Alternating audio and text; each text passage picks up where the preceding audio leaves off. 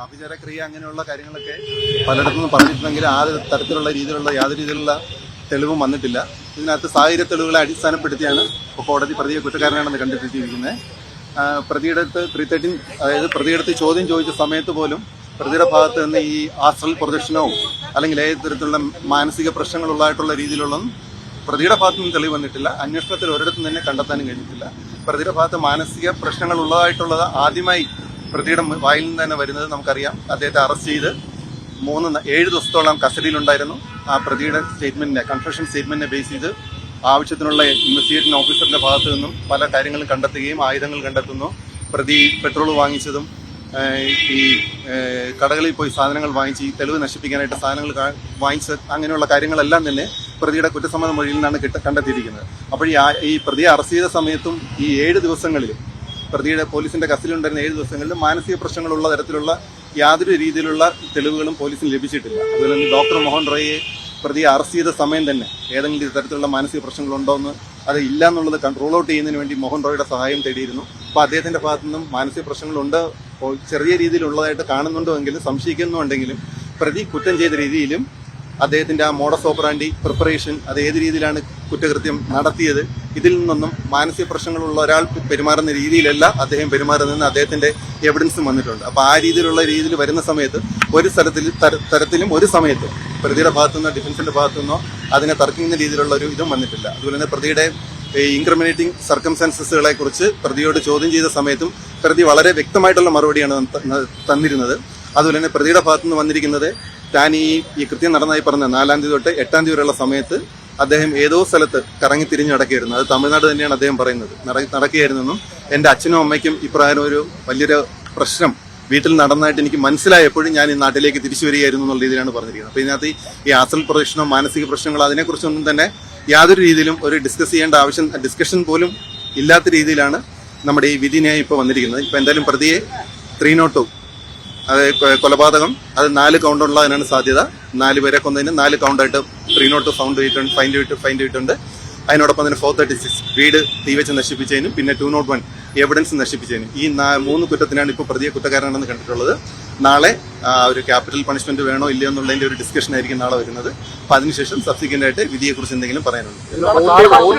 Motive എന്താണ് തെളിയിക്കപ്പെട്ടിരിക്കുന്നത്?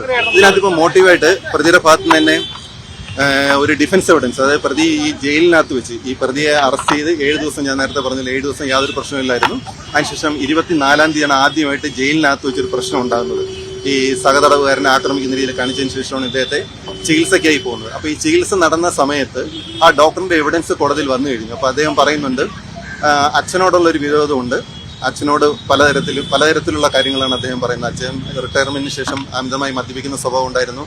ഇദ്ദേഹത്തെ ധാരാളമായി ശകാരിക്കുന്ന സ്വഭാവം ഉണ്ടായിരുന്നു. അപ്പോൾ ആ രീതിയിലുള്ള കാര്യങ്ങളും അമ്മയോടും മറ്റുള്ള ഫാമിലി മെമ്പേഴ്സിനോട്. അപ്പോൾ ഇതിനകത്ത് ഇലക്ട്രോണിക് എവിഡൻസ് നോക്കിക്കഴിഞ്ഞാൽ പല സമയത്തും ഇവർ തമ്മിൽ തന്നെ സംസാരിക്കുന്നത് വളരെ ചുരുക്കമാണെന്ന് മനസ്സിലാക്കാൻ കഴിയും. വെച്ചാൽ ആഹാരം കഴിച്ചോ എന്ന് ചോദിക്കുന്നത് പോലും മെസ്സേജസിലൂടെയാണ് കാണുന്നത്. അപ്പോൾ ആ ഫാമിലി ബോണ്ടിങ് ഇല്ലാത്തൊരു സർക്കംസ്റ്റൻസ് ഇതിനകത്ത് വരുന്നുണ്ട്. അപ്പോൾ ആ ഡോക്ടറിന്റെ എവിഡൻസിൽ ഈ പ്രതി തന്നെ ആ ഒരു കുറ്റസമ്മതം നടത്തിയതായിട്ട് പറയുന്ന ആ പോർഷനിൽ കാണുന്നത് ഈ വീട്ടുകാരോടുള്ള വൈരാഗ്യം തന്നെയാണ് മോട്ടീവായിട്ട് ഇതിനകത്ത് പറഞ്ഞിരിക്കുന്നത്.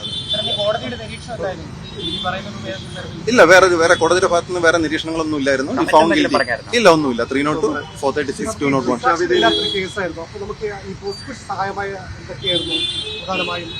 തീർച്ചയായിട്ടും ഇതിനകത്ത് നമ്മൾ ഏറ്റവും കൂടുതൽ ഇത് അപ്രീഷിയേറ്റ് ചെയ്യേണ്ടത് കേരള പോലീസിന്റെ investigation team led by KE Baiju sir. ഈ സർക്കംസ്റ്റാൻഷ്യൽ എവിഡൻസ് വരുമ്പോൾ നമുക്കറിയാം ഏറ്റവും കൂടുതൽ ഡിഫിക്കൽട്ടിയാണ് ഒരു കേസ് പ്രൂവ് ചെയ്യുന്നതിനുള്ളത്.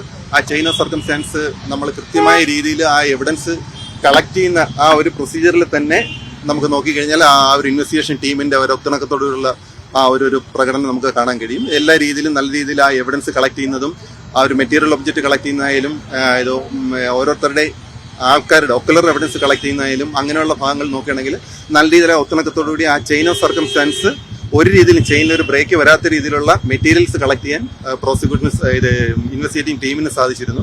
അപ്പോൾ അതുകൊണ്ട് എൻ്റെ ഭാഗത്തു നിന്നും ആ കോടതിയിൽ ആ എവിഡൻസ് നല്ല രീതിയിൽ പ്രസന്റ് ചെയ്ത് ആ ഒരു ചെയിൻ ഓഫ് സർക്കംസ്റ്റൻസ് പ്രൂവ് ചെയ്യുന്നതിന് നല്ല രീതിയിൽ ചെയ്യാൻ കഴിഞ്ഞിട്ടുണ്ടായിരുന്നു.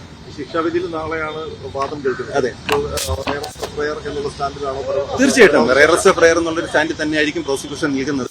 ഇനി ഞാൻ പറഞ്ഞില്ലേ, ഇത് ബാക്കിയെല്ലാം കോടതിയുടെ കൺസിഡറേഷനാണ്. ഇതിനെ റെയറസ്റ്റ് ഓഫ് റെയർ ആണെങ്കിൽ പോലും ചില സർക്കംസ്റ്റാൻസിൽ ആ ഒരു റീഫോം ചെയ്യാൻ പറ്റുമോ, തിരിച്ചയാളെ സൊസൈറ്റിയിലേക്ക് നല്ലൊരു മനുഷ്യനായി കൊണ്ടുവരാൻ പറ്റുമോ എന്നുള്ള ഒത്തിരി ഫാക്ടേഴ്സ് ഉണ്ട് അതിനകത്ത് കൺസിഡർ ചെയ്യാനുള്ളത്. അപ്പോൾ അതിനെക്കുറിച്ചുള്ള ഡിസ്കഷൻ നാളെ വരത്തേ ഉള്ളൂ. അതിനുശേഷം കോടതിയാണ് തീരുമാനിക്കേണ്ടത്.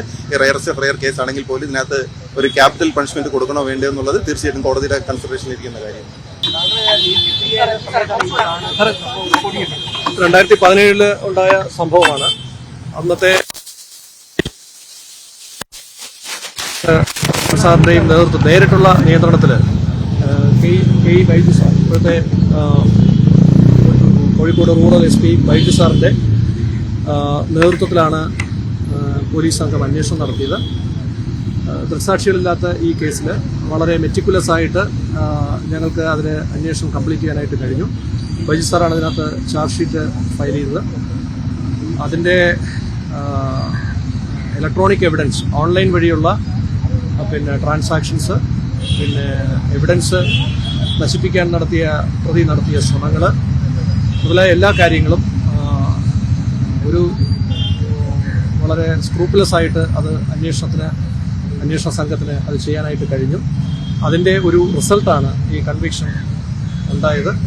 അത് കേരള പോലീസിന് നമ്മുടെ ഒരു ടീം വർക്കിന്, ഒരു ടീം സ്പിരിറ്റിന് നന്നായിട്ട് അന്വേഷണം ചെയ്യാനായിട്ട് കഴിഞ്ഞു. ഒരു അപകടകരമായ നിലയിൽ പ്രവർത്തിച്ചിരുന്ന ഒരു പ്രതിയെ നിയമത്തിൻ്റെ മുന്നിൽ കൊണ്ടുവന്നിട്ട് അത് കൺവിക്ഷൻ ഉറപ്പുവരുത്താനായിട്ട് പോലീസിന് കഴിഞ്ഞു. അതിൽ അഭിമാനം